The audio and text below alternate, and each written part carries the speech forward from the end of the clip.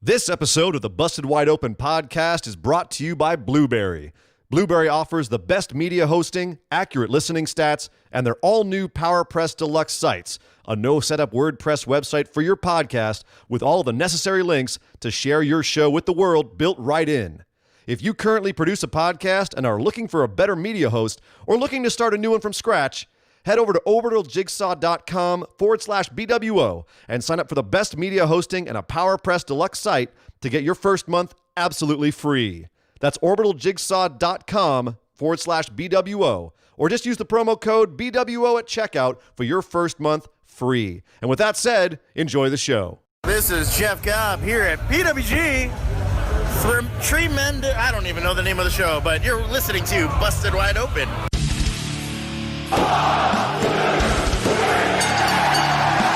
You're listening to the Busted Wide Open podcast, dropping the elbow on the hottest topics in sports entertainment and the world of professional wrestling. With your hosts, Nick Howell and Sir Ian Dangerous. Coming to you from the Orbital Jigsaw Network Arena in sunny Southern California.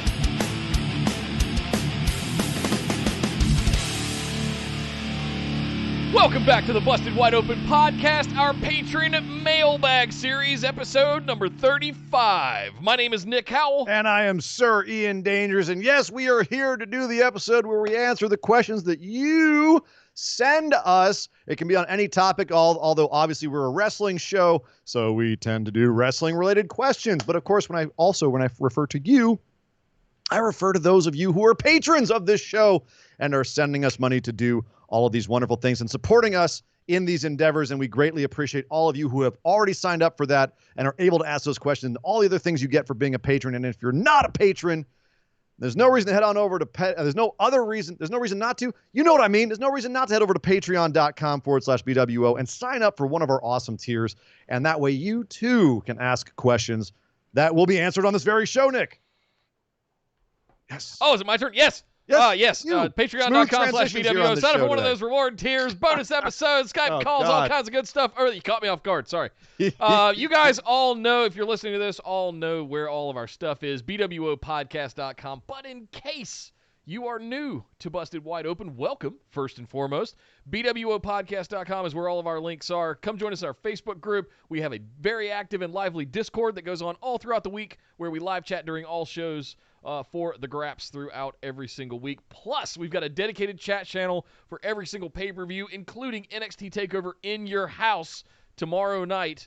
We're going to see some really good matches transpire over there. So come join us for the live chat. And make sure you're subscribed right here at youtube.com/bustedwideopen. And breaking news. What? Whoa. We have merch. It's finally out there. We haven't publicly announced it yet, but those of you watching the live stream shows today are getting the first crack at the all-new merch designed and created by Sir Ian Dangerous. So thank you, Sir Ian Dangerous, for all your help and work on all of those graphics. No problem. But I am mostly proud of my little drone that I created, which I think in the last show we named Nick Guard 1. Nick Guard 1. Nick Guard 1 will deliver your merch live on stream if you buy it right here on the show. So you can do an exclamation merch to get the link or look down in the description below right here on YouTube. I will be posting that across our social media later tonight across everywhere. So if you want to get in on it now, see the fun little drone deliver it to you right here on the show. You got to do it while we're live. But Ian, we got a lot of questions from our phenomenal ones today. Let's jump right into it. Starting off with Mr. Josh Logan. Hope you all are staying safe and sane. So we've seen a lot of wrestlers get in hot water over social media posts.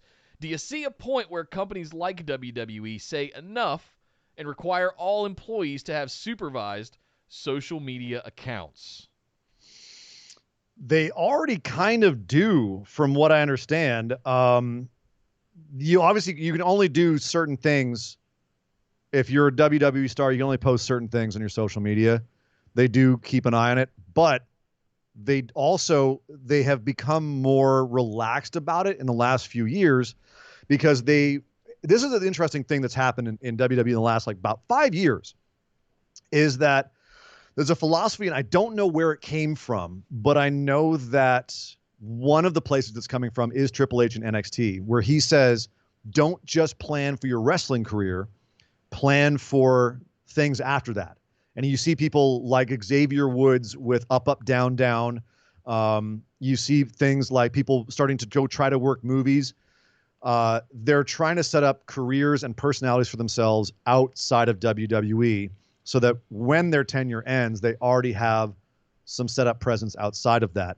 And so WWE has actually relaxed a little bit on what they're allowed to do on social media. You don't have to post in kayfabe, for one thing. Obviously, there's a certain point at which they say you can't post this, you can't post that, whether it be, offensive things. But, we have seen people go out and say things that cause controversy. Jackson Riker got in trouble recently for posting something which on the surface, if you just described it to somebody in very broad terms, would be innocuous. He praised the president. But it was the timing and the way that he did it that people got really fired up about. Conversely, there's been a big backlash against some wrestlers who were out there saying things on the other end of the spectrum, very liberal things, and a lot of their fans have been blocking them and deleting them. That's been very controversial. And, without coming down on either side, Nick, that's something that I think the WWE would want to avoid, was any kind of controversy. And yet they're allowing it to happen. Yeah.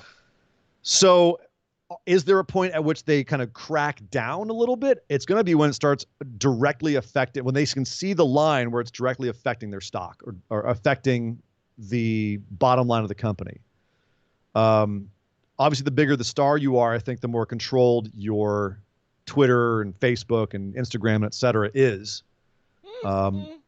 Or the more you're expected to act in a certain way. You know what I mean? Like yes and no. Roman plays it pretty safe. I'll put it that way. I come from this world. I live in this world. Well, then every speak day. on this. Speak on this. I work for a very large Fortune 500 employer as my day job. I am Data Center Dude. That is my sort of brand online, as if you want to align that to some sort of superstar's kayfabe name. As an analogy here. And I will say that my company does not censor things, and we are required to say things in our bios like tweets and opinions are our own. They do not represent that of our employer. Much like the disclaimer they put before the Forgotten Sons promos. It's not that. Kind of like okay. It's I'm just saying. It's much in the same spirit of that, but yes. So we do that intentionally to provide safekeeping for our employers in case we do say things that they may not agree with. But at the same time, it also gives us a level of freedom to, chart our own course. So I have the Data Center Dude YouTube channel. I have my own Twitter. I have datacenterdude.com. It's my blog. It's not owned by my employer. So there's a level of understanding there. And one of the beauties of being a 1099 contractor, as WWE superstars are, is that you're only beholden to the terms of your contract. That doesn't mean you can't go do other things. You mentioned Xavier Woods doing Up, Up, Down, Down. There's plenty of other people out there that have. Paige has a very popular Twitch stream now. Corbin is doing cooking shows and stuff like that. He's cooking, dude. He's cooking some mad steaks. Dude, that man is making me sous vide, hungry. He's doing all kinds of stuff. He got some insane freaking A4 Wagyu the other day. Oh my God. Son of a bitch is killing me. Sorry. Triggered. All kinds of stuff that some of these people are doing out there, and it's really all about diversifying yourself. Some have YouTube channels and Twitch streams. Some people are on Mixer, like AJ Styles. Like, having that diverse sort of portfolio of content, you are effectively an entertainer. Diversify yourself. So that's what this is really. I don't think WWE is censoring them. One of the things that WWE does do extremely well, and what I've tried to preach to our social media team at work, is that 90% of what the brand Twitter accounts or social media accounts do is promote their superstars. Why is that important? Rising tide lifts all ships, yes, including the company itself. So the more popular, famous, and bigger platforms you give your superstars that you have that are your top names, the bigger your company and your brand is going to look. WWE is the role model, right, wrong, or indifferent, for almost every social media department and division of any company out there. They are outperforming all major athletics. They're doing that because they promote their superstars more than themselves. As hard as that might be to get your head around, that is what they do, and that's the tactic and how they've grown to be such a social media powerhouse. So I say all of that to say, are they filtering what their employees are saying? I don't think so. But I will say I've written and deleted more tweets before I ever posted them than I have ever actually posted. And I've got something crazy like 20,000, 40,000 tweets that I've sent in the Good Lord. 12 years that I've been on there. I'm very active on Twitter. Used to be more so. But I've deleted more stuff than I've actually posted. So that is an ingrained filter that I've learned to have that we've seen some superstars not learn to have yet. My point being self-filter. They need to self-filter more. I don't think WWE is doing this thing where they're sort of choking people to the extent that they can't I'm shocked at what how they want. Yeah, I'm shocked at actually how much they're allowing. There's a lot of times people tweet stuff. I'm like, wow, WWE let you say that? They're not coming, like the social media guys aren't coming down on you for that? I mean, the original question was, when are they going to say enough? And my answer to that was when it hits their bottom line. And it hasn't happened yet because they don't have their top stars saying anything controversial. I think anyone who is a top star knows to keep it under wraps. You got guys like Mustafa Ali who are out here like being very outspoken about truth and justice. But then again, he hasn't been seen on TV in months. And he's openly disgruntled about that because he's like, I have a platform and I'm not being allowed to be visible. But he's also not a top star, and chicken and egg scenario. Why? What causes that? So, yeah, I think my answer is never. I don't think that's ever going to happen. Yeah, maybe. Unfortunately, right, wrong, or indifferent. It's not their place.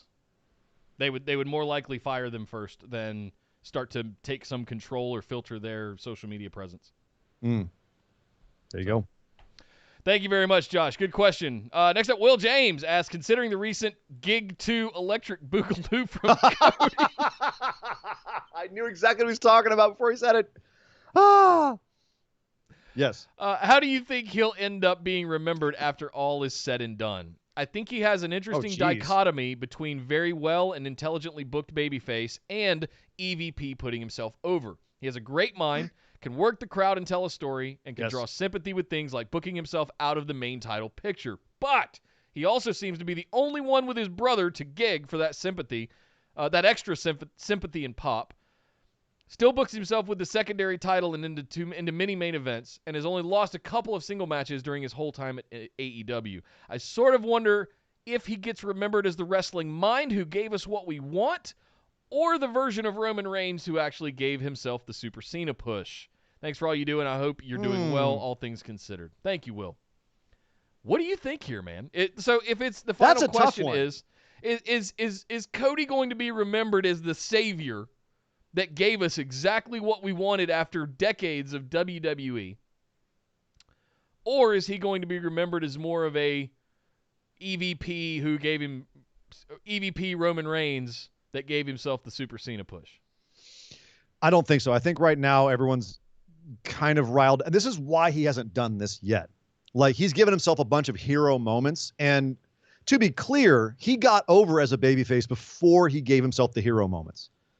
Like, you know what I mean? Like, he was working heel when he was in New Japan and doing, like, he was working heel. He only became a babyface when in AEW, the fans were just rabid for him and going for him. And against Nick Aldis, he was the face. So it was AEW who was positioning himself as the babyface. And part of that is because of his lineage, and he's starting to play off his name more, and he's going for it more. And you can speculate if this was the plan all along, like Cody wants to get himself over. I'm not going to lie. I saw flashes of heelishness this week.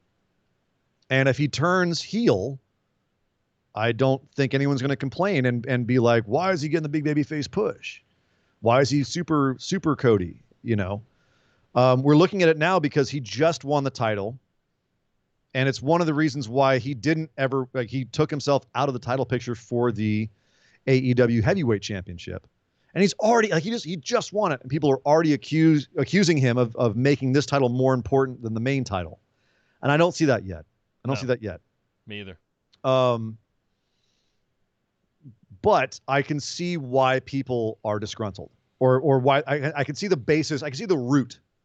You know what I mean? But I think people are reading too much into it at this point. Do I think the match this week with Jungle Boy was overdone and that he worked too hard to make it like I'm gonna bleed and we're gonna do all this crazy shit? Like, yeah, you're kind of overplaying everything here. But at the same time, I'm not immediately jumping to the conclusion that Cody is going full on Super Cena and putting himself over anyone else in the company and everything. Like, the fans put him there first. And I think AEW so far has shown if something doesn't work, they stop doing it. And at this point, Cody, as a guy who's positioning himself as I will outwork you, I will try you. I'm the hardworking babyface. That's still working. You know what I mean? That's still connecting. It's starting to falter a little bit. I think he can bring it back. I don't think that it's beyond repair. We're less than a year into. If I can jump in. Yeah. We're less than a year into Dynamite. Let's remember that. 1, 2, I think people either weren't paying attention or don't remember all of the work that Cody and the Bucks did between New Japan, NWA, and the Indies circuit, building hype around themselves before ever publicly announcing AEW. And they did all of that work for a couple of years so that they could go to the Khan family and be like, look, we got this idea. We got a big idea. And they want to get into wrestling. Tony from what I understand, Tony approached them initially and said, hey, I got $1 billion. You want to go change the world?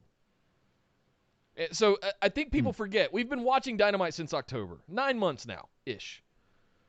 And I think people forget all of the work that they put into getting us to the point where we could have Dynamite, where we could have an all-out show without any backing whatsoever and sell it out on a freaking GoFundMe sort of platform. And on a bet, sell 10,000 tickets. Yeah. Like, let's make sure we don't forget all of the history that led up to things that have happened since October. He's put in the work. I give him all the credit in the world. And this is why he got over as a face, is that, like, people were like, they were happy for him. You left WWE and you went and created the biggest competition to them since WCW, which only lasted for a couple of years at its peak in the 90s. Yeah. It was around for about a decade, but its peak was about 3 or 4 years. Mostly because you had Hogan. Well, you had the NWO. Yeah. And you had a few other cool little things. You know, Goldberg and DDP for a minute there and Sting. But again, he's done something incredible. And obviously he didn't do it alone. A lot of other people involved, but he was one of the architects, and the dude genuinely works his damn ass off. You can tell by the bags under his eyes. So why shouldn't he get a goddamn title? And I think you said it best. This was the thing that changed my mind with him winning the TNT Championship. 5 years from now, it's not going to matter. It wouldn't have mattered if Lance Archer's name on it, but 5 years from now, one of the founding members having their name stamped on that TNT Championship is going to hold on to the legacy of Rhodes. He can be doing whatever else in the company, and his name's still on that. So he's got a little bit to hang on to, and he can go and be in the mid-card. He can put over guys and not have a belt. Like, he's still got that little bit going for him. I feel like he's earned it.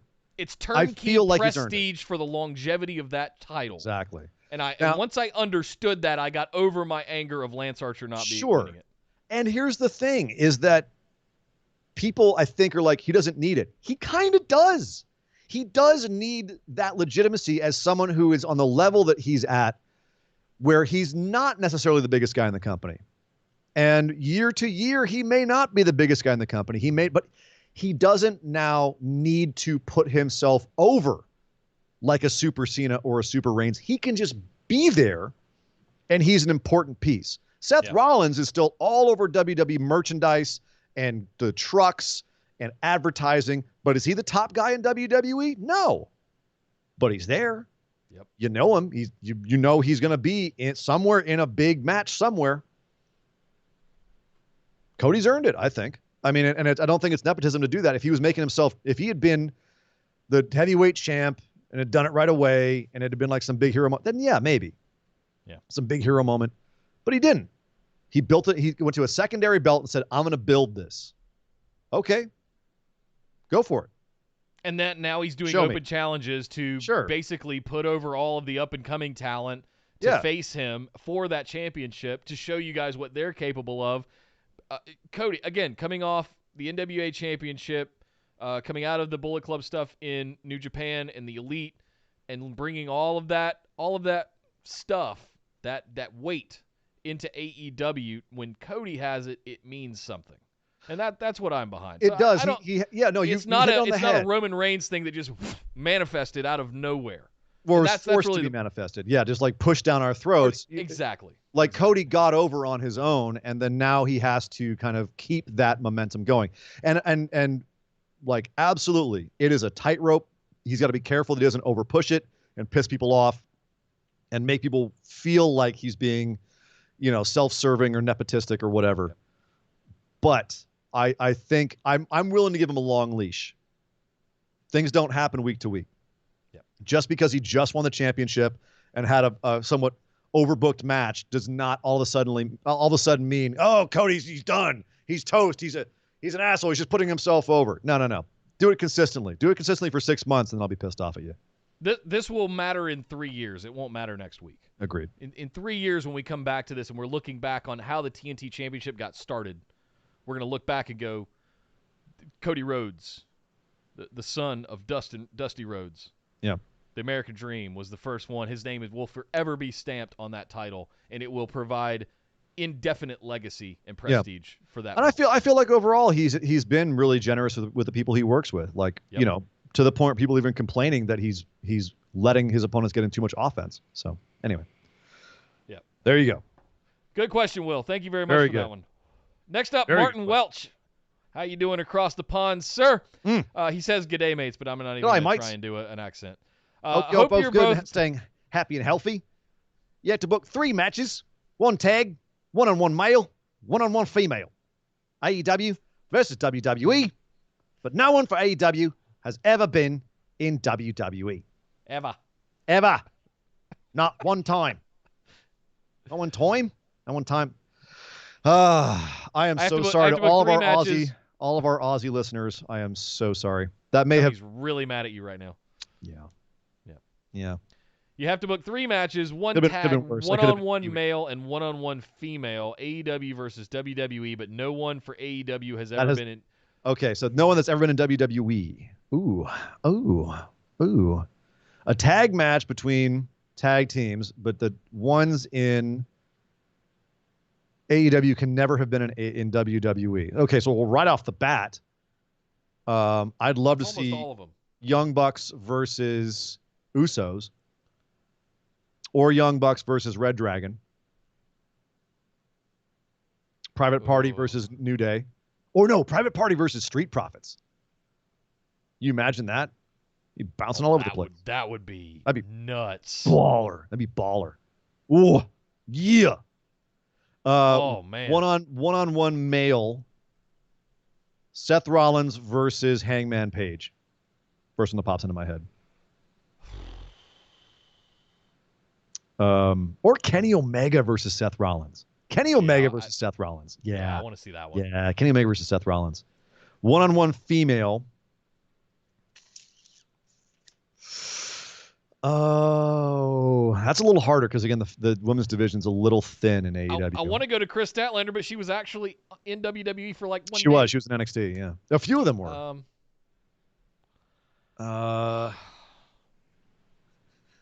Nyla versus Nia. Somebody might die match. Mega powers collide. Yeah. The handshake. the handshake. I don't know what's happening here, Mean Gene. I saw you. Yeah, that's good. Also, he asked, "What's your favorite ice cream flavor?" The only right answer is Ben & Jerry's peanut butter cup. I'm sorry, you're absolutely wrong. Incorrect. You are incorrect. Mint cookies and cream. Mint cookies and cream. Get the hell out of it. I'm close to that one. I'm a mint chocolate chip guy. It's the same thing, but with Oreos. What's wrong with you?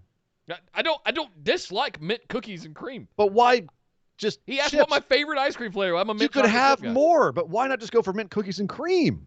Because I don't want the cookie crumbles. I want. You just don't want chips or Oreos. You chocolate. just want the little chips. I like Oreos, but I like settling- Oreos as You're settling for less.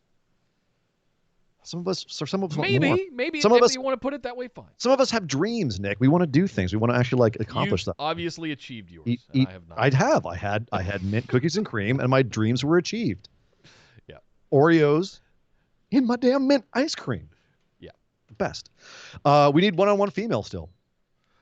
Oh, we didn't do that. You said Nyla Nia. Nyla Nia. That was a goof, like for real. A legit match. Yes. Shida Asuka would be cool.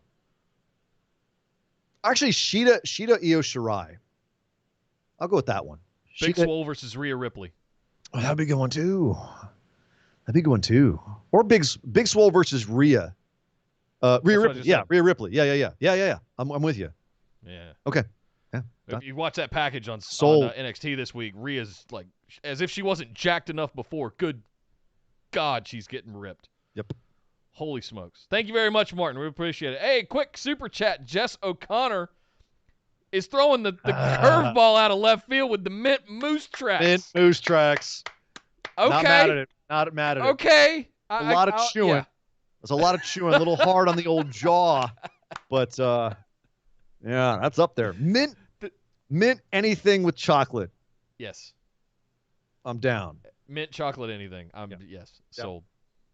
I'm also pretty southern in my roots of I like good old fashioned Neapolitan. I like just vanilla and chocolate. I can dig on that for almost endlessly. So. Now that being said, mint moose knuckles not so much. Mint moose tracks, yes, but not mint moose. I don't know that I've ever heard of. I'm scared of moose knuckle because I know what that stands for. That's something else. That was the joke. Thank you very much, Martin, for your question. I really appreciate it. We're going to move on before that one gets out of hand. Jacob, next up, asks, hello, hope all is well. We have seen big success with cinematic matches like the Stadium Stampede, Boneyard match, and others. So the world is yours. Scarface reference. I love you. Book a cinematic match using any wrestler, faction, or group, past or present. Have fun and stay safe. Ooh. Any wrestler, faction, or group. Cinematic match, post-apocalyptic beatdown, the Road Warriors versus Sanity in a destroy the city match. Yeah. It's going to be like Fist of the North Star, where like people exploding and stuff. Yeah. I'm going with that. Bushwhackers versus Heavy Machinery in a swamp match. That sounds disgusting. That sounds awesome. Cameron Grimes, special guest referee. Bingo. There you go. Oh, Thank you very much, Jacob. That's a lot of fun. Anything goes. Fan boats allowed. All just gators are in the match. It's a good time. I'm telling you, Fist of the North Star, post-apocalyptic Mad Max match, Road Warriors Insanity. Eric Young hitting Hawk's death spot, and Hawk like slowly swelling up until he explodes. Yes. Come on, work with me. Good stuff. All right. Thank you very much, Jacob. Next up, Xander asks, hey guys. First, tell me who is your favorite. We did the Pokemon thing. First, He's tell me getting who's us. your favorite He's getting us again. He knows we don't know Pokemon. God Xander, damn it, Xander. Damn it. Second, what's your favorite Pokemon? Charizard. Sure. Charizard? Charizard. Isn't that a type of lettuce? Chard? Yeah. No, I guess it's like. What does he like? Hit people with lettuce?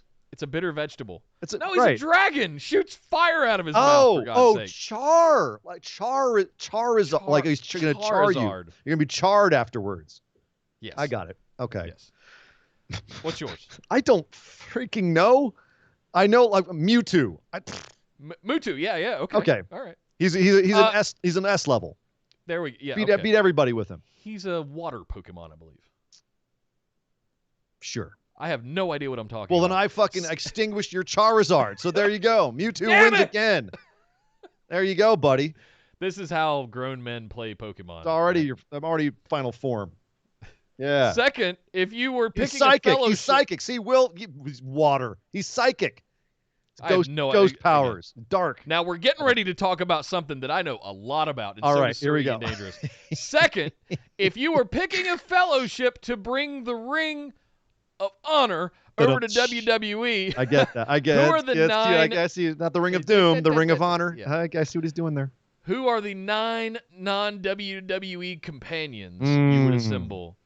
The more outrageous your assumptions to the rules of this question, the better. I restrict the use of Eagles. You can't use Great Eagles. Well, come then on. I got nothing. I'm throwing papers in the air. Literally, there's no other way to end a story than Great Eagles. Like, we can't do this without, like, it's literally the Deus Ex Machina of every J.R.R. Tolkien story. Great Eagles. Right. We're good. Losing the Battle of the Five Armies. Great Eagles. Yep. Stuck on Mount Doom. Great Eagles. Orcs surrounding us. We're all in a bunch of trees set on fire. Great Eagles. How are we supposed to do this without Great Eagles? Oh. They can't even win a Super Bowl. Anyway, all right. So bring the ring. 9 non-WWE people who we would assemble. All right. Let's start with the ring bearer. Let's start with who is our Frodo? Marty Skrull. Marty Skrull. No, Tyler Bate. Tyler Bate is the obvious Frodo. Oh, okay. I'll say Chad Gable. He's already WWE. Chad Gable.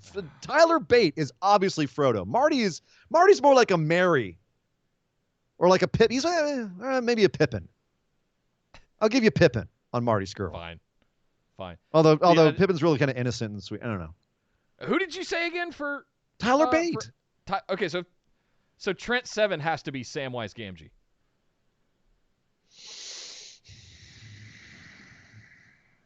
I don't know. I kind of think Grotto for Samwise Gamgee. Okay. Wait, Tyler Bate's in WWE too. What are we doing? I guess he is, isn't he? Damn, he is. I just think NXT UK, and he's I'm so confused. Damn, you're right. Maybe. Well, Grotto's not. Grotto is absolutely Samwise. Okay. Grotto's Samwise. Crap. Who's our Frodo? Shoot. I'm digging. I'm going through the right. I would have said Adam Cole 8 years ago. Xander, can you give us a break and just say next to UK is cheating? Damn it, Jay says it's cheating in the chat. God, okay. But it works. Tyler of the 9 Fingers and the Ring of Doom. It works too well.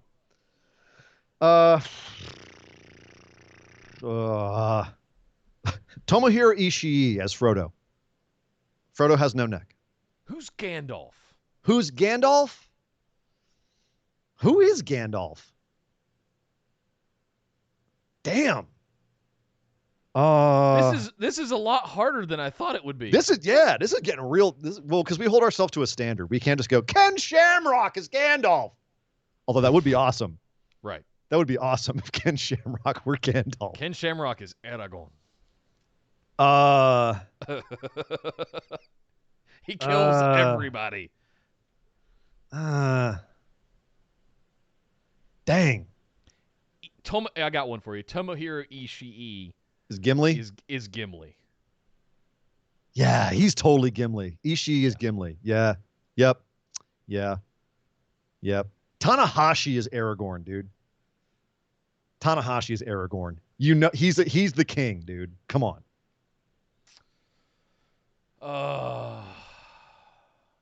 Tanahashi's Aragorn. All right, so Tanahashi's Aragorn. Ishii is Gimli.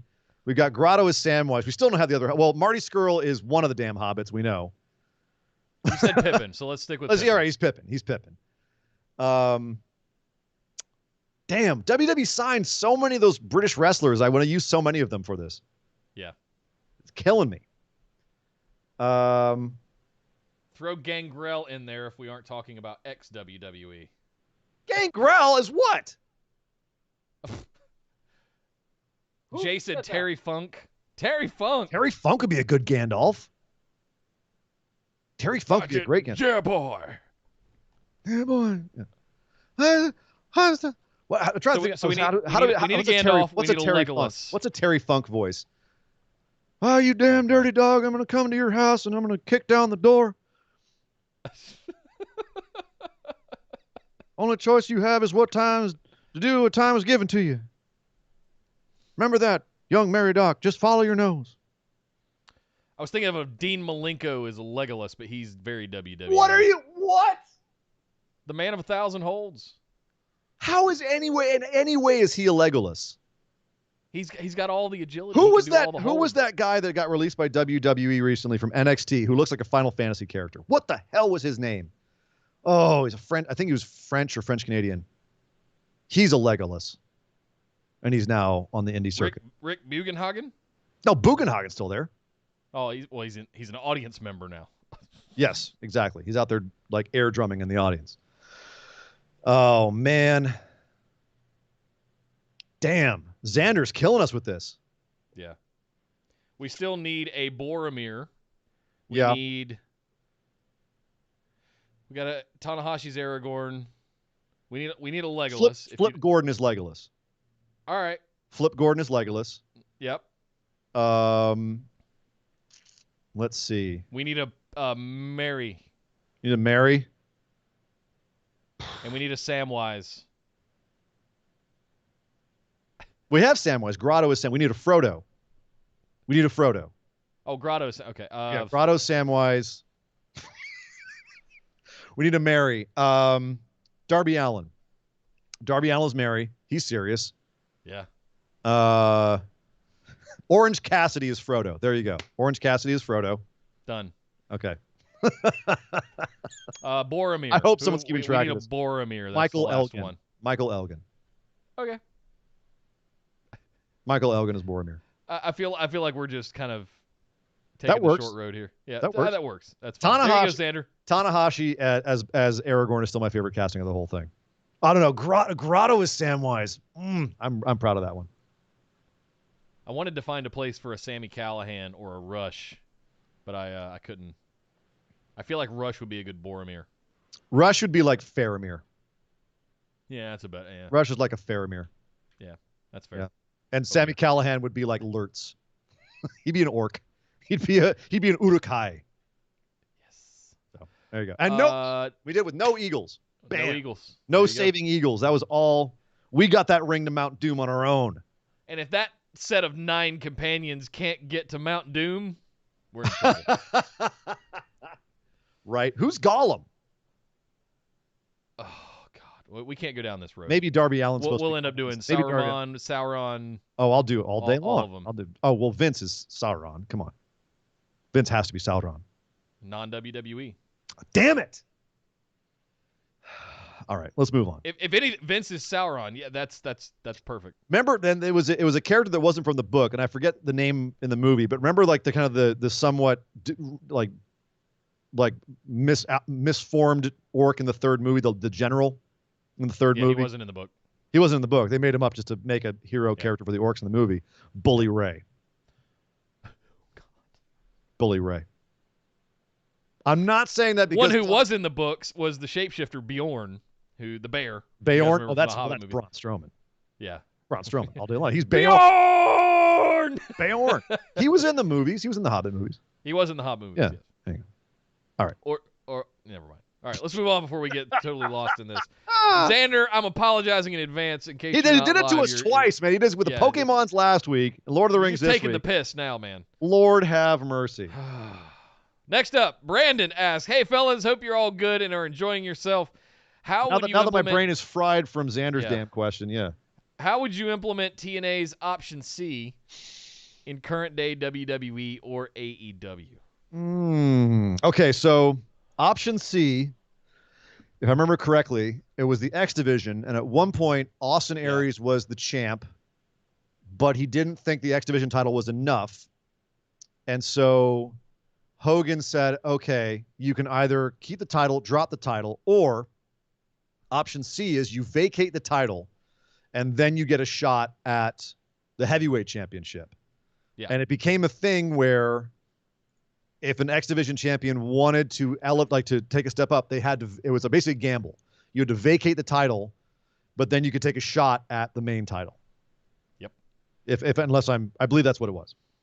So how would we implement that in current day? I actually really like that as a concept. It's a cool concept. There's a lot of interesting concepts like that they did, and that's one that where because it has stakes, huge stakes. You've got weeks of storyline on TV from that. You then now have, a built-in storyline with your main championship, and you can even have secondary storylines running with that. And then you have a whole new set of storylines for your division that just got vacated. I'll give you one right off the bat. Cody has built a storyline where he faced Jericho, and if he lost, he could never fight for the AEW championship again. He could integrate some sort of option C equivalent where he says, I will vacate the TNT championship for an opportunity at the AEW championship. That's straight. Yes, that's so it's just straightforward. Option C. I love that. Right? But that wouldn't be a workaround for his inability to ever challenge for that title. I think you could spin it like that. You could. I think remember that first question we had today? I think a lot of people would be up in arms if he did that. Sure. I'm not saying tomorrow. I'm saying down the road, right? I'm thinking more NXT. You can cash in an NXT championship for a shot at one of the main roster championships. Keith could vacate. Oh, I see what you're saying. So I can see Keith vacating the North American for an NXT he could vacate the North American for a shot at a U.S. or Intercontinental championship, or he could vacate it for a shot at the NXT championship. The NXT championship could be vacated for a shot at the Universal or WWE championship. Or you could have like an Apollo Crews with the U.S. championship, a lower card. Sure, that would be apples for apples in terms of TNA to WWE and like their championships. Yeah. So you could have a tier system where option C worked for every title. I love that. And then you just have like certain titles that they would challenge for. I think that's a cool idea. I really like that. Yeah. Make it so. Put it in my eye holes. Exactly. Thank you very much, Brandon. That's a really good point. I hadn't put it in my holes. Before. Currently a T-shirt in our merch division. Just go on to the description below and click through, and you too can have it. Put it in. I'm not sure if it's in the description on this one, but if you do a exclamation merch, which I'll throw in the chat right now, you get a link, and you guys can check out all the new designs right there with when that comes up. Shameless self-promotion. Of course, you worked really hard on those designs, man. Thank you. Oh, come on. You're welcome. Enjoy the fruits of them, listeners and fans. Yardy, thank you, Brandon. Yardy asks, I'm not even sure what he's saying. Right? He's saying Dutch. Go to Von Herren. Go to Von Herren. Yeah. Dutch for good evening, gentlemen. My question this week is, what is, in your opinion, the best beer, liquor, or cocktails? I'm searching for something new to try. Hope everybody's staying safe and healthy.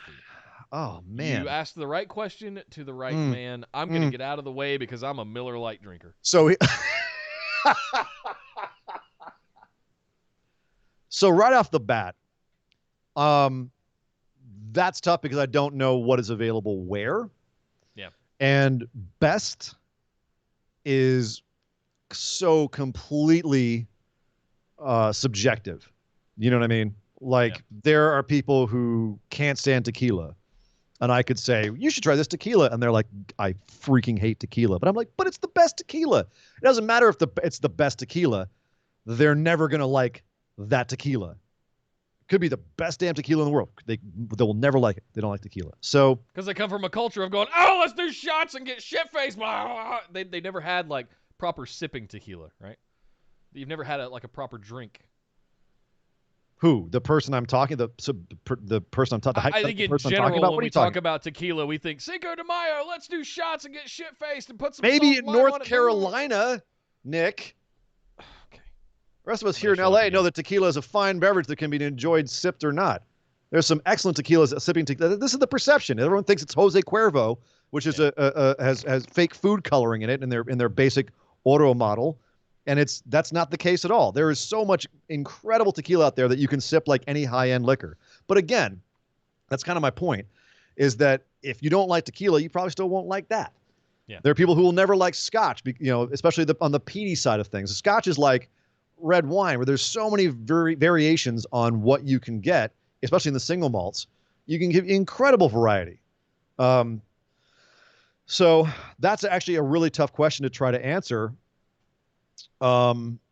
But he's asking for your opinion on the best My beer opinion. liquors. What is your favorite beer, liquor, or cocktail? I'm a goddamn Billy Goat. I love everything. I'll drink everything. Like, this is the thing, you know. Like, I love a really good high end tequila. You know, like it's not even high end, like Fortaleza, or I've got. It kind of got overexposed. Now it's not owned by the same company, but like Casamigos was George Clooney's tequila. I always have one of those in my fridge, and it's a good. Reposados or añejos, just because they have more flavor. You know, the platas, the silvers are for mixing. Typically, and when it comes to Scotch, I'm a big Scotch hound. So, you know, right off the bat, I could tell you like a Dalmore 15 if you like a sweeter, more dessert style Scotch, or just anything that's aged in a sherry cask for finishing. And if you want to go on like a peaty side of things, you really can't go wrong with any. Like a 15 or 18 year Kaolila, or a Ardbeg, the Nambesh. They've got a bunch of great ones over in Ardbeg as well.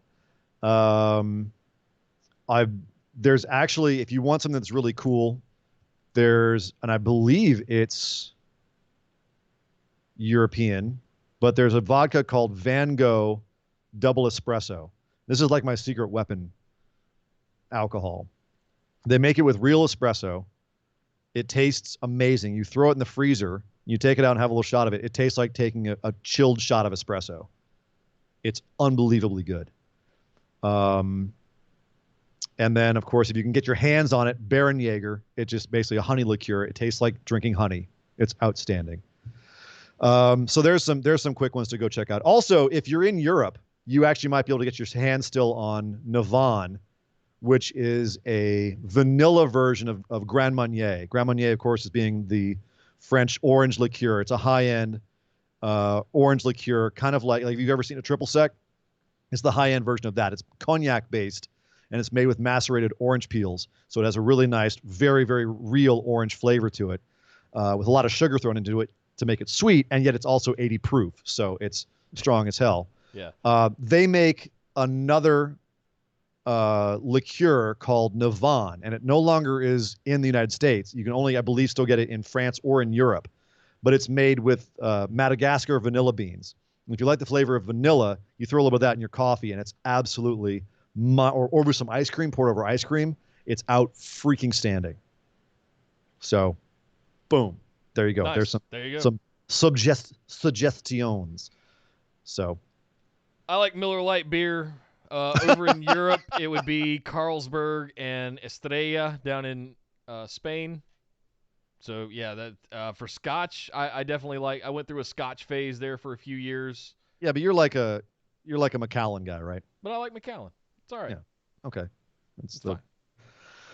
It's there. Yeah. It's fine. It's a good like step beyond entry level. I have totally not spent 20 years behind a bar either. So that's true. I will fully admit I'm a goddamn snob. And the problem with tasting a bunch of stuff is at a certain point it makes you snobbish. And it's the case with anything, whether it's liquor, whether it's movies, whether it's wrestling.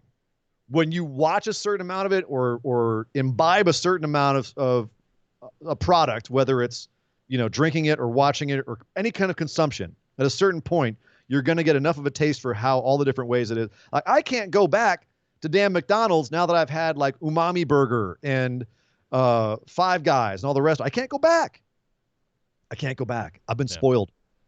One last thing I'll throw in there is if you ever get the opportunity once this whole thing that's going on around the world ends, and you get a chance to go to Mexico, whether it's Cabo or Puerto Vallarta or anywhere, some of the best tequila I've ever had is in Mexico. And we bought it at a Walmart, and it came in like a wooden crate, and it was the equivalent of like $3 for this bottle of what was as smooth as water but had the taste like I've never had before. And I think I read a stat recently that like 80% of all tequila comes from Mexico and is distributed via the U.S., and there's only like a handful of people you can get it directly from. Otherwise, it's like major chains and distributors like InBev and other companies and stuff that are doing it. But, man, there's nothing like drinking tequila in Mexico. and they just pour it and pour it and pour it. What Jay's in the chat saying try some Jollibee. I know Jay, you Jollibee, the Filipino chicken place. Filipino chicken place. Where's there a Jollibee around here anywhere? By you, I'm down. There's one over in Glendale. Oh yeah. Oh, Glendale. That's not close. Oh, well, okay. For me, that was. I'll mess with some Jollibee. Sure. Yep. There might be one down there on the. Yeah, triggered Esme with some umami burger. All right. Yeah. Oh, Malort. Okay, so we got a long way to go. We'll throw out Malort. Okay, so for those who don't know, Malort is a wormwood, an unsweetened wormwood liqueur from Chicago. And if you've never had it, it's a freaking experience. It is for most people, it's one of the nastiest things you'll ever put in your mouth, and yet everyone in Chicago loves it. If you've ever had like Fernet Branca, imagine Fernet Branca if it was left out on the floor overnight. That's Malort. I've actually got, I have in my cupboard up here what's called Baska Dropper, which is a Scandinavian wormwood liqueur that's the basis for Malort. The guy who originally made Malort was from Scandinavia or somewhere around there, and he brought that recipe from home, and that's where Malort comes from. I've got the OG Malort in my cupboard, and actually at my bar we carry Malort because we're a Bears bar. So yeah, Malort is an adventure, and if you all are feeling adventurous or you want to like test your friends, get some Malort. All righty then. Thank you, Yardy. Great question. Yeah. That should be its own bonus episode, apparently. Dude. Next up, Billy Stickler asks, good evening, yes, my Billy. friends. The time has come. The most serious question I can possibly ask of you. Okay. I need you to recast the television show Full House. It was good, wholesome entertainment full of heart. Something we need today. We need Daddy Danny, Uncle Jesse, Uncle Joey, Aunt Becky, Stephanie, DJ Michelle, and of course, obnoxious neighbor Kimmy. What wrestlers are being cast in this reboot? Okay, well, Uncle Jesse's got to be Seth Rollins, right? Yes. I'm gonna go William Regal. Daddy Danny was Bob Saget, right? Daddy Danny was Bob Saget. Yeah, but good, wholesome leader of the family. I'm gonna go William Regal. What? William, what? Like the man's man, William Regal, like Steven Regal, like what? How is that Bob Saget-ish? You're just going out here like there's Bob Saget, the comedian, the tall, wiry, lanky, perverse stand-up comedian. Yes. And there's Danny, who was the father figure character of Full House. So you're basically saying you're going to cast him older and get NXT Papa William Regal. Yes. Okay. Yeah. Okay. You got Uncle Joey or Uncle Jesse for Seth. Right. Who's Uncle Joey? Who's sort of like the funny buffoon character? The funny buffoon character who was banging an underage Alanis Morissette off camera. For those of you who didn't know. Sir Ian dropping the T. Yeah, well. Who do you think? That's actually who Alanis Morissette wrote You Ought to Know About, was Uncle Joey. I did not know that. In case you didn't know. Yeah, well, y'all gonna learn today. Let's see. Chad Gable. Okay. Chad Gable. Aunt Becky. I'm out on a limb here. I've only ever seen like 2 episodes of Full House, so I watched it. I was like 10 years old. I don't remember much about it. I remember was it DJ it was a childhood crush, kind of like what's her name, Christina Applegate on Married with Children. Well, that was beyond that's about the extent. That's about the extent of what I remember. Christina Applegate was a childhood obsession for me, my friend. Yeah. I don't know about you. Oh my God. Kelly Bundy. Okay. Olsen twins. Alexa Bliss, Nikki Cross? Sure. Or the Iconics. Oh, Jesus. I will give Alexa Bliss to Kimmy, though, the obnoxious neighbor. Obnoxious neighbor. Okay. All right. DJ. Aunt Becky. Britt Baker? Okay. All right. Yeah. DJ Stephanie, and Michelle, who were the two older daughters. Michelle, Stephanie McMahon. Okay. And DJ. Tony Storm. Oh, my God. She has to be in everything. I was going to say Bianca Belair. Fine. I was going to say Bianca Belair, but okay, Tony Storm. There you go. She can be Stephanie. Who I don't remember a thing about, if I'm being completely honest. Yeah. I openly admit was never a Full House fan. No, not really. We watched it because my parents wanted to watch it. I don't really have a history of watching wholesome entertainment, unfortunately. Not my jam. No. I distinctly remember Sunday nights as a kid. If anyone has a horror movie question here, like I'll go off, but you want me to do Full House, and I'm like, I know the Olsen twins were on it. I know the guy who was sleeping with an underage chick. I don't know. So JB is apparently telling us correctly. It doesn't matter, JB.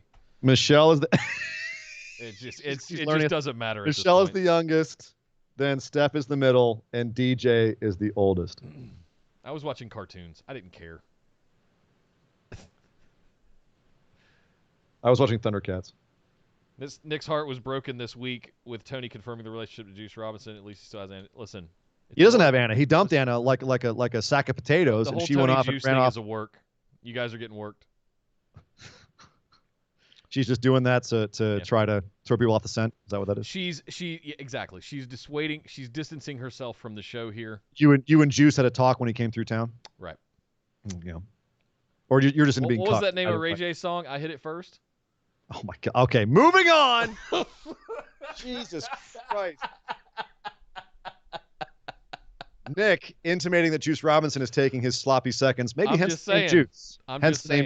Hence the name Juice. All right, moving on. What's our next question? Oh God. Thank you, Billy. Good Lord. Next up, Mark asks, hello, gentlemen, as always. Hope everything is going well for both of you. It's hit or miss today, Mark. Thank you.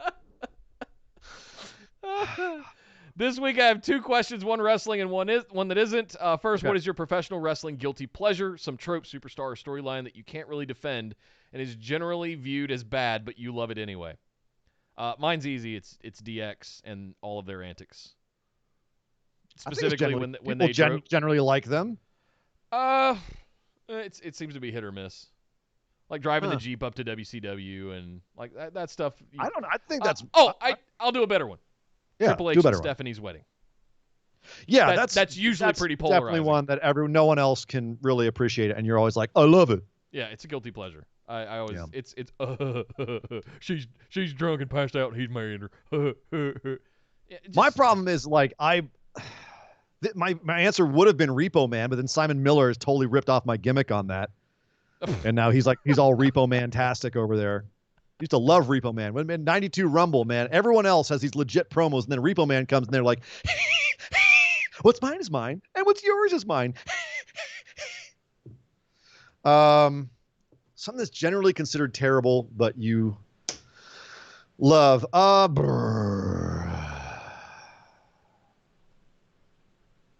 Man.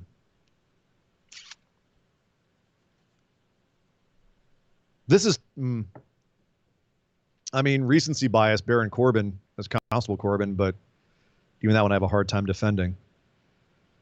Oh, man.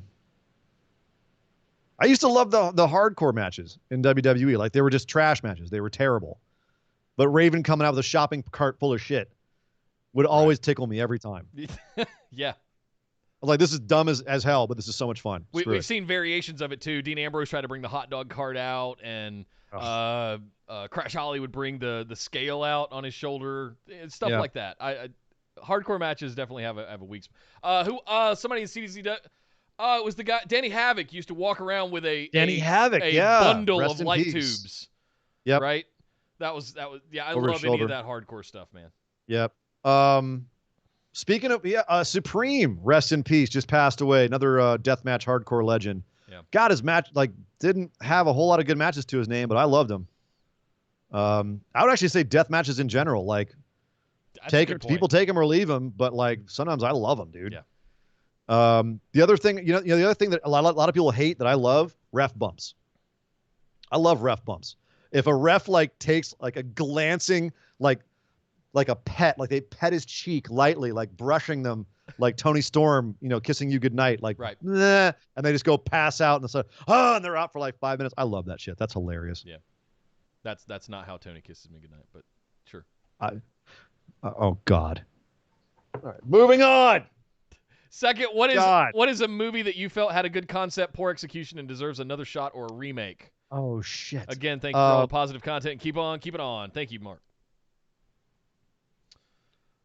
Good content. Virus with Jamie Lee Curtis. Go look it up. It's a horror movie where a computer virus where robots kind of create themselves out of whatever machinery they can find happens on a ship in the middle of a hurricane in the ocean. It's tough to describe, but it's freaking cool. It's just a terrible movie. But a second look at that would be cool. That's the first thing that popped into my head. I'm sure I could think of a bunch more, but that's the first thing that popped into my head is Virus. Phantasm, I think, is due for a reboot, like a serious reboot. They better take it seriously though. Like the whole series, like just give it. You don't even have to have a big budget. Just like these days, you can do a reasonable budget, and that movie is that series is so insane and so goony and so over the top. Like just go nuts, with that. Who plays Angus Scrim, the tall man? Tyler Mane. I don't know. The special effects that you could do today with the sphere it would be insane. That's what I'm saying. And like the dwarves and the other planet. Yeah. That'd be sweet.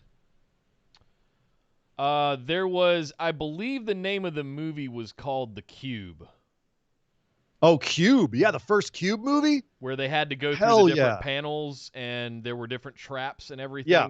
Yep. Yeah. And they were trapped in like a giant and everything, like all the rooms would move. Brilliant concept of an indie movie. The acting was a little meh. The execution was a little meh, but brilliant concept. Really, really good concept. I would love to see that one revisited. I don't want all my nostalgic favorites touched. Like I'd leave them alone. Stop remaking all my childhood favorite. But you know what? There's a lot of there are a lot of movies where if I look at something like the Hills Have Eyes, where the remake was just so insanely good. And when people first said, "Oh, they're remaking it," it was like, "No, you can't touch it. It's a classic." That remake was badass. Yeah. Dawn of the Dead. It was a remake only in the sense there were people in a zombie apocalypse in a mall. It was a badass movie. You know what I mean? I'm not mad at the idea of a remake. Like you just don't F it up. Like you did. There's a lot of movies that are like that. Yeah. Sure. Or the Thing prequel, sequel, awful garbage. Yeah. You know what I mean? Like there are plenty of movies. We're going to cast Mary Elizabeth Winstead in the lead, juxtaposed to Kurt Russell. Are you serious? Okay, here's one. Krull. Krull. Remember that movie? I don't know. I don't think I saw that one recently. Fantasy movie from the 80s. I remember that. It's absolutely bonkers. It's a typical like sword and sorcery, just the kind of shit you could only get away with in the 80s. But I think if you did it seriously today, it could be freaking sweet. They did. It's called In the Name of the King with Jason Statham and Ray Liotta. How dare you? That is not at all. Terrible. It doesn't have alien warlords and like a 7-pointed star glaive that you throw. Come on. And Liam Neeson at 24. Ray Liotta running around going, "How do you like my Krug?" That's one for you, Esme, if you're still in the chat. Krull, 24-year-old Liam Neeson. Yeah. If you want to go salivate and be thirsty on something. Come on. There you go. Was that Brian? No, that was Mark. That was Mark. Yeah. Thank you, Mark. You very much, Mark. Good question. Brian, next up, says, "Hey, everyone. I hope everyone is in good health and spirits and sending good positive vibes." Thank you, sir. And back to you. Non-wrestling related question. If you were to try and introduce someone to World of Euro horror films. There we go. More specifically, Italian horror. Yes. We're getting real specific here. What movies would you suggest? Take out Suspiria and Zombie, as those were already shown. Yes. Looking for a good half dozen movies that I may not have thought of. This would be to show my wife, who has already seen some outstanding horror films for my own personal collection and streaming services, but never really delved into Italian horror cult classics. So, because it's for your wife, and again, please, no one take this as he's being sexist, he's being presumptive. Like, I'm going to assume you're trying to get her into this. You're not going to want to go for the really crazy stuff. You know what I mean? We're not trying to freak her out here. We're trying to get her to enjoy this. So, right off the bat, I'm going to take necrophiliac and Der Todesking out of contention here because we're not going for the extreme cinema stuff. And if we're doing European in general, I'll get to Italian at the end. I can't talk about 70s European horror without mentioning one of like my great sleeper ones that I found, Who Can Kill a Child? It's a Spanish horror film that is a slow build, but my God, that thing is awesome. So look that one up. Who Can Kill a Child? Spanish. But then if we go to Italian, and we're going to, it's hard to get away from the Fulci, Bava, Argento triumvirate. But if you're going to do some that maybe you haven't thought of or haven't seen, you got to go for Demons 1 and 2. Both the Demons movies are insanity. That's Lamberto Bava right there. They're so much fun, and they're absolutely goony and crazy. I think Cannibal Holocaust or Cannibal Ferox might be a little extreme. So maybe not those, but those I always think of when I think of Italian horror. Cannibal Holocaust is the one that I always come back to. That's tough because that one, like, the movie is great in terms of how ahead of its time it was in terms of found footage movies, and it's genuinely chilling, and it gets its point across really clearly. Like, it's a well thought out movie. But there's a scene where they genuinely kill a turtle, like a giant land tortoise, and it's freaking disgusting. Yeah. And that's the hardest thing to watch. All the horrible things in that movie, that's the thing that's hard to watch because they genuinely kill an animal in it.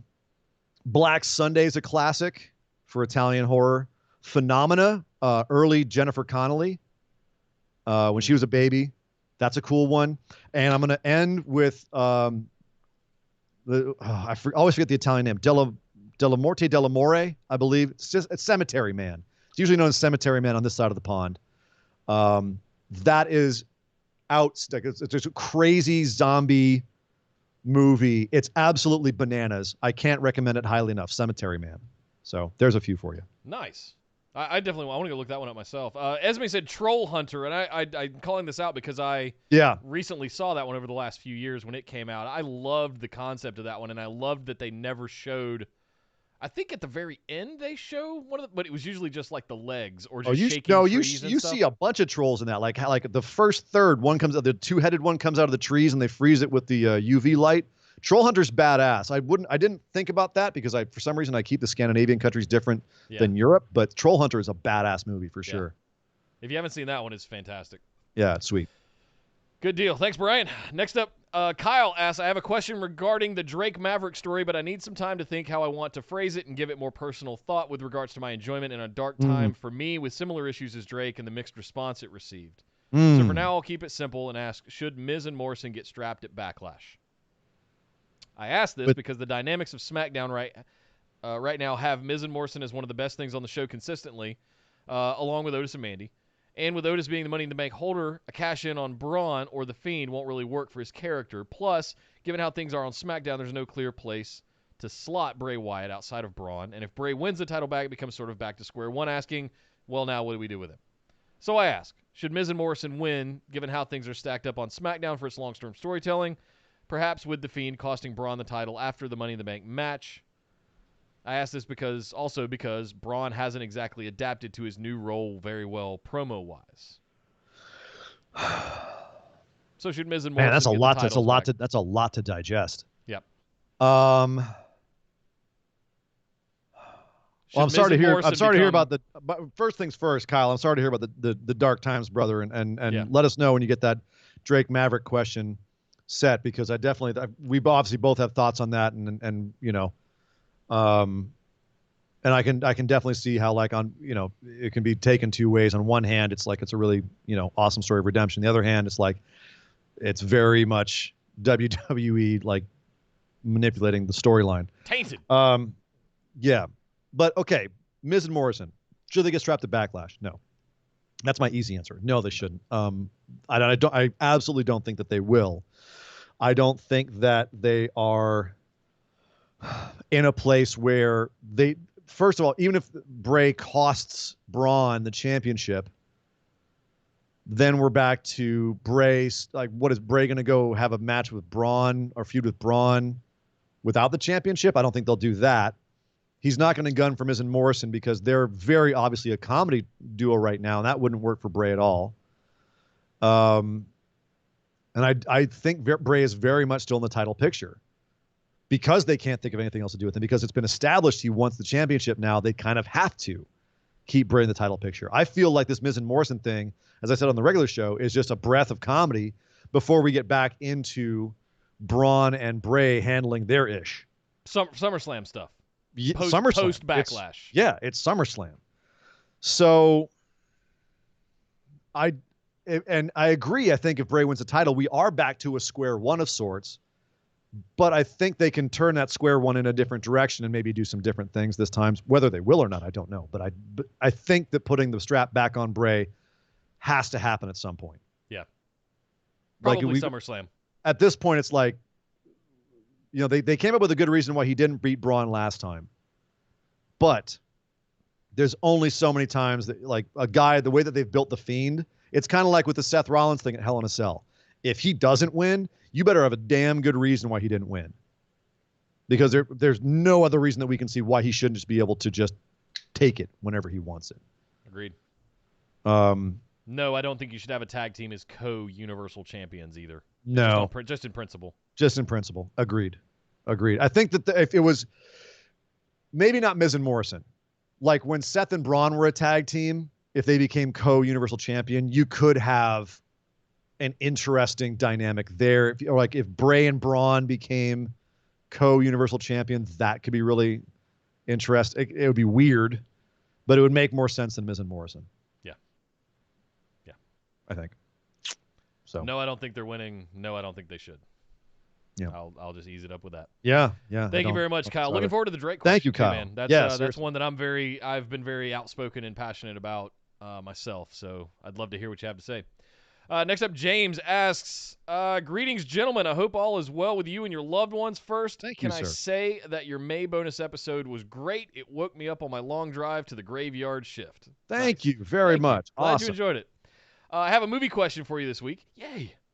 One of my favorite things in movies, especially action movies, is the long take scene. If done well, the scene can lift an entire movie from average to great and make a great movie even better. Why does this type of scene have the ability to transform an entire movie, and what are some of your favorites? My personal favorite is the war scene towards the end of Children of Men. Oh, yeah. And Children of Men has like 2 or 3. Children of Men has some of the best ones of all time. They did some crazy innovation on car cameras to be able to do that one. And transitions. He also, same guy did Gravity, and they had some crazier ones in Gravity, too. And more recently, the movie 1917, which pretty much is an entire movie of long takes. Yeah, that one's... That was that's why it got so that was the gimmick. The 1970s gimmick was no cuts, visible cuts. What was the Charlize Theron one where she was a special agent recently? Oh, I know what you're talking about. I didn't. A fight scene. I know what you're talking about. Yeah. Atomic Blonde. Atomic Blonde. If you slept on Atomic Blonde or weren't paying attention, there was a fight scene in the stairs that had a camera gimbal similar to what they used in Children of Men that was able to travel up and down the center of that spiral staircase, and it was a fight scene all the way up, and it was all one shot. I think they ripped off The Protector, the Tony Jaa movie, for that. Yeah. Or maybe The Raid, both of which have insane long takes where they really let the guys go at it. Yeah. And apparently we're just absolute bitches to film. And if you want to talk about ballet violence, you can't not talk about John Woo. Go watch Hard Boiled, which has one of the most badass gunplay sequences. A bunch of like long takes in that movie. And if we're going to go to that side of the pond, I've got to talk about Old Boy, not the crap American remake where they completely bungle this scene, but the long take in Old Boy where he's fighting down the hallway is one of the greatest action long takes of all time. Hard freaking stop. When I think of action movie long takes, the first one I thought of was Old Boy, and I just had to get myself there. Yeah.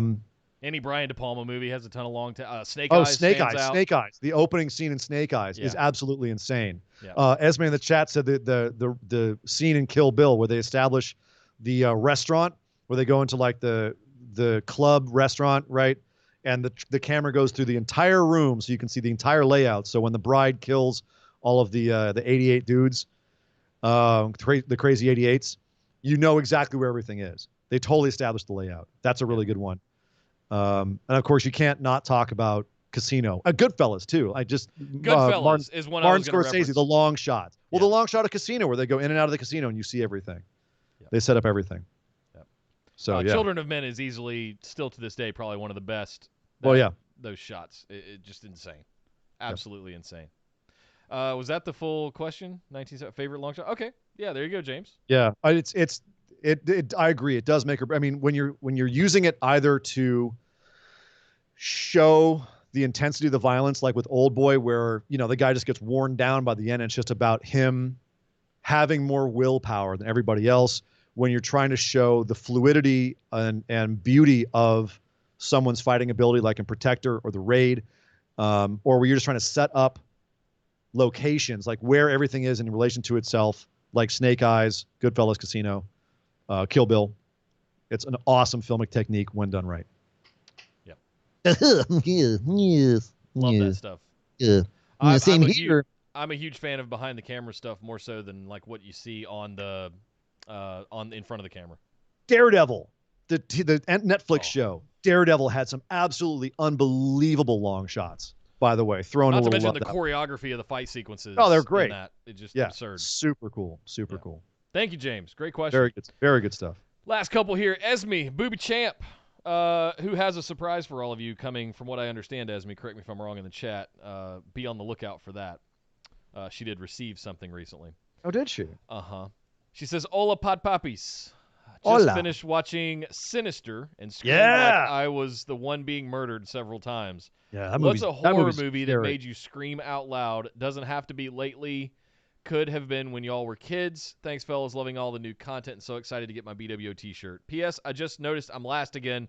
Should change my name to Esme Last Place. No. You'd have to take booby out of your name then. And come on, let's face it. Everything's better with boobies. You're going to take booby out of your name at SummerSlam. Yes. Because now you have something that you didn't have before. Agreed. Well, you will soon if you don't already. No, sure. I guess she got it, didn't she? Yeah. She got her. She had her booby prize. Yeah. Horror movie that made me scream out. By the way, shout out to Sinister. That was a movie that overperformed in a major way, and I know exactly the scene that you screamed at, Esme. There was actually a jump scare. Speaking of like the same horror company, like producers. What was the name of it? It was it's the same. It wasn't Sinister. It'll come to me. There was one that had a jump scare in that made me go, oh! It was the one with the Darth Maul guy. Darth Maul was in the astral plane. It wasn't Sinister. It was another one. Insidious. There's a jump scare in jump scare. That jump scare in Insidious. When they cut back and forth at the dinner table and the demon is behind them. Yeah, during the summoning scene, the Ouija scene. And it's during the daytime. So you don't expect it. And then it just happens. Mine are... Oh, Jesus. Jay, wait, hold on. I've got to call this out really quickly. Jay in the chat says, Serbian film? I will never watch that again. It was really good. Yo, dude, Serbian film was not one that I screamed out loud at. Serbian film was one that I will never watch again because it deeply disturbed me so damn hard. I still don't feel clean. It wasn't like screaming out loud. It was just feeling absolutely vile and disgusting for the next week. That's one of the gnarliest films I've ever seen, if not the gnarliest. You can take your Human Centipede. You can take your 120 Days of Sodom. That one. Serbian film. Blah. Oh. Sorry. So for me, I don't really get scared. Right. I don't really get jump scared anymore. Esther tries to scare me all the time, and I scare her relentlessly, and she tries to do it, and I don't really get jump scared. What I do get chilly bumps though. I do get if I feel like something's believable, I'll get that kind of I'll forget to breathe for a second. Mm-hmm. Found footage movies, that I right, wrong, or indifferent, whether you think they're silly or not. Blair Witch Project really got me. Paranormal Activity. The first Paranormal Activity. Yeah, there's a couple of moments in that are just like when the hoof prints in the chalk walked into the bedroom. And when it dragged her out of bed, yanked her down the hall, and the door slammed behind her as she was. Yes, right at the end. I can feel them right now as I'm describing it. That right there is what gets me, not jump scares. I think jump scares can be silly. It's almost tropey at this point. Yeah. Oh God. Okay. I'm with you. Like again, the jump scare in Insidious is one of the few ones where I'm like, okay, that was a damn good one, right? It wasn't like you didn't have like the music stab, and like it's not Jonesy the cat jumping out 3 times in Alien, right? It's not sheep. It's not like that's not the cat.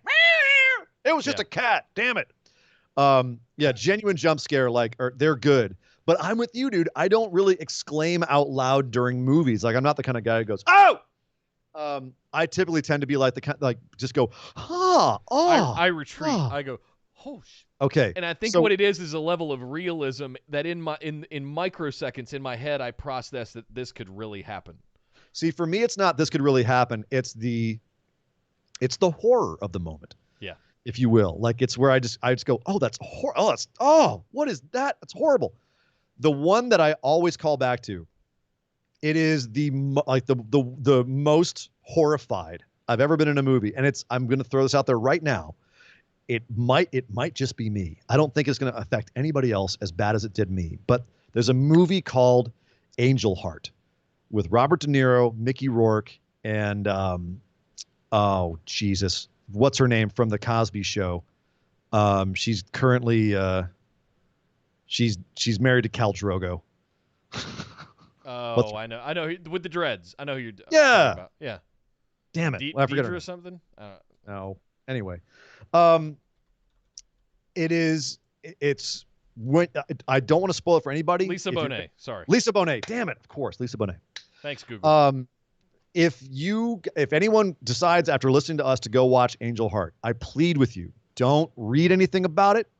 Don't go in knowing anything. Go in absolutely 100% cold. All you need to know is those three people are in it. Do not know anything about this movie intentionally. Go into it cold. Watch this movie. The very last shot of this movie before the credits absolutely ruined me. When I watched this, I started it when it was daylight out. When I finished, it was nighttime. I pressed stop, and it was on a VHS. And my TV went to black, and my whole room was black. I had to press start and had the creepy music of the trailer of the end credits going while I went for the light switch because I couldn't be alone in the dark after this movie. And I'm a hard man to freak out. The ending of this movie ruined me. I'll leave it at that. Awesome. Well, there you go. Thank you very much. And no, Esme, not like Sleepaway Camp. Well, kind of like Sleepaway Camp Final Shot, but completely different at the same time. Yeah. Where you just go, "Oh God, what?"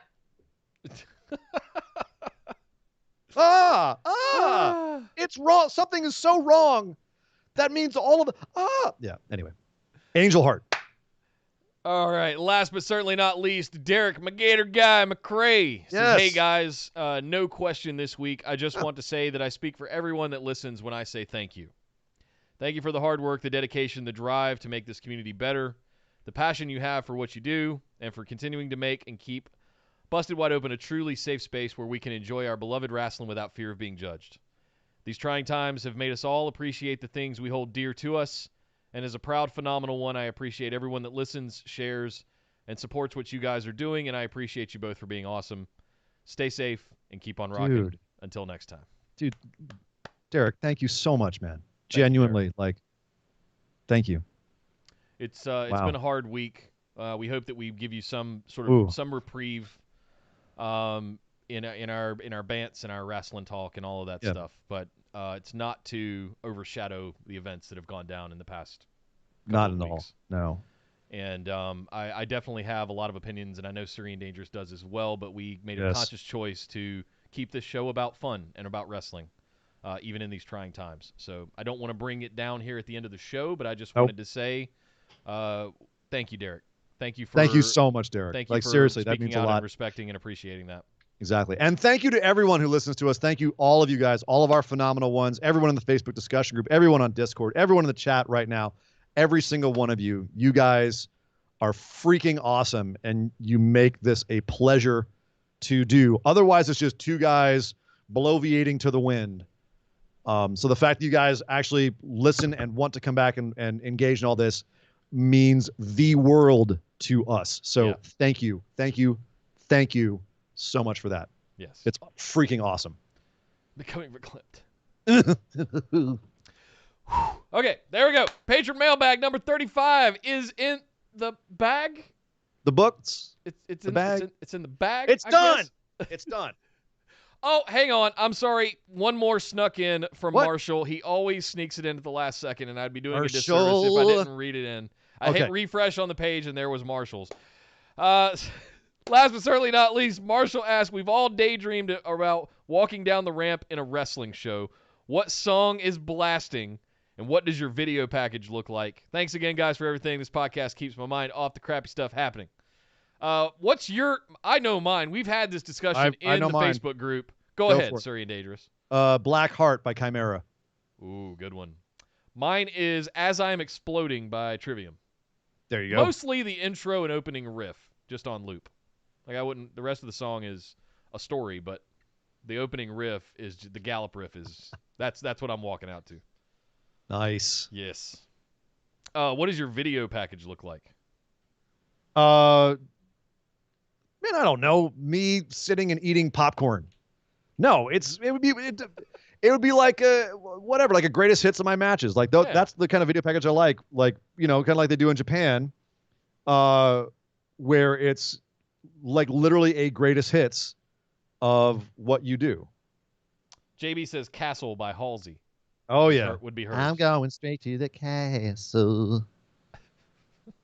That one. I guess. I only know the Halsey song where she's talking about driving down the 405. That's. I don't even remember what the name of the song is. Anyway, well, all right. I don't listen to a lot of Halsey. No. No. So thank you very much, Phenomenal Ones, echoes, sentiments, everything that Surrey and Dangerous just did a minute ago as well. Thank you guys for being awesome patrons, awesome fans, phenomenal ones, as always. BWOpodcast.com for all the links to all of our stuff. You can also find them down in the description below.